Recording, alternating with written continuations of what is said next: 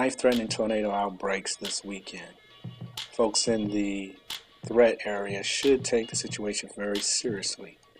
A life-threatening large outbreak of tornadoes is forecast to unfold across the central and southern plains this weekend. According to AccuWeather.com Chief Meteorologist Elliot Abrams, the risk is about as high as it gets. Oklahoma City and Wichita lie in the heart of the tornado threat area that extends from near Wichita Falls, Texas to near Omaha, Nebraska late Saturday afternoon through Sunday night. Despite a seemingly tranquil start to the day, Saturday, the environment will be such that numerous damaging thunderstorms will form from 4 p.m. Central Daylight Time on through much of the night. A number of these storms will produce tornadoes.